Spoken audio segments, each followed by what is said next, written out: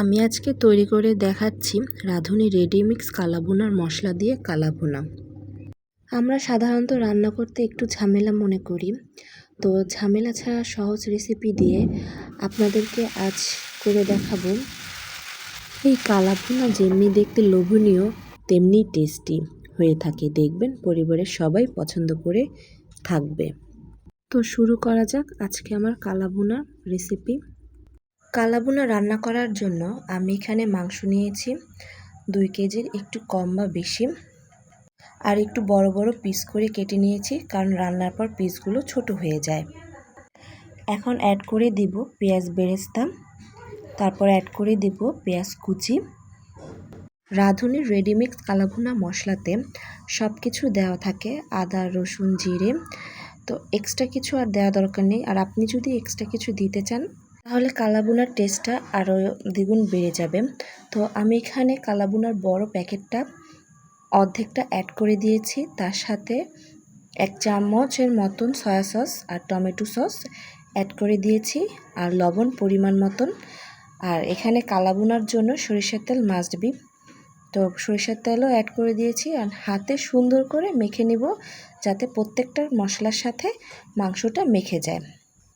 আমি এখানে অনেকক্ষণ ধরে মেখে নিয়েছি, আর হাতের মশলাটা পানি দিয়ে ধুয়ে নেব। জাস্ট অল্প একটু পানি দিয়ে ঢেকে দিব, ঢেকে দিয়ে চুলার ফ্লেমটা বাড়িয়ে দিব। খুব বেশি উপকরণের দরকার নেই, এই অল্প কিছু উপকরণ দিয়ে এটাকে মাখিয়ে চুলায় বসিয়ে দিলে কালাভুনা রেডি হয়ে যাবে। আর কোনো কিছু মশলা অ্যাড করার কোনো দরকার নেই, একেবারে ঝামেলাবিহীন সহজ রান্না। দেখতে পাচ্ছেন মশলা মাখার পর মশলার যে কালার, ভুনা যে কালার, ওইটা চলে এসেছে। এখনই দেখতে লোভনীয় লাগছে, তাই না? আমার যে এখানে পানি উঠেছিল সেই পানিতে আমার মাংসটা অল্প সেদ্ধ হয়েছে, পুরোপুরি সেদ্ধ হয়নি, তার জন্য আমি পরিমাণ মতন আবার পানি দিয়ে দিব। এখন পুরোটা সেদ্ধ করে নিব।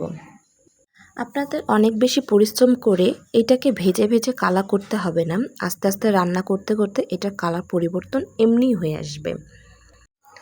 যখন একটু ঘন হয়ে আসবে তখন এই পর্যায়ে রাঁধুনির ছোট প্যাকেটে ছোট মশলাটা অ্যাড করে দিতে হবে, আর আমি সাথে ভাজা জিরার গুঁড়াও অ্যাড করে দিয়েছি।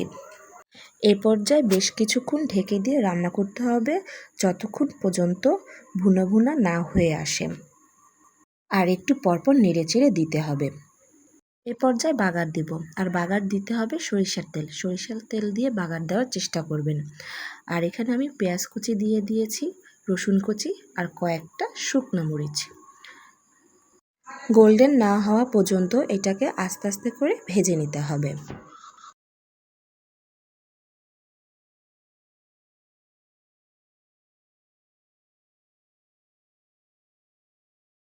মাংস দিয়ে সাথে সাথে ঢেকে দিতে হবে, আর চুলার মিডিয়াম থেকে লো রাখতে হবে, না হলে পুড়ে যাবে। আর এভাবে ঢেকে রাখলে বাগারের যে ফ্লেভারটা, সুন্দর একটা টেস্ট আসবে। এখন ঢাকনাটা খুলে বাগারের সাথে সুন্দর করে মিশিয়ে নিব, যাতে ফ্লেভারটা মাংসের সাথে পুরোটা মিশে যায়।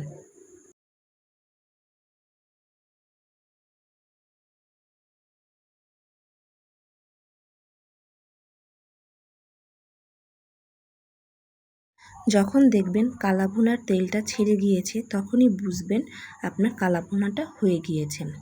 সুন্দর একটা কালার দেখা যাচ্ছে, আর দেখতে কতই লোভনীয় না লাগছে। এই কালাভুনা রান্নাটা এতটাই সহজ যে একবার দেখবে সেই রান্নাটা করতে পারবে, আর ঘরের সবাই প্রশংসা করবে। রাঁধুনির রেডিমিক্স কালাভুনার মশলা দিয়ে রান্না করলে দেখবেন একটা পারফেক্ট কালাভুনা হবে, আর বাসার সবাই পছন্দ করবে। আশা করি আমার রান্নাটা আপনাদের কাছে ভালো লেগেছে, আর ভালো লাগলে অবশ্যই লাইক করবেন। আল্লাহ হাফেজ।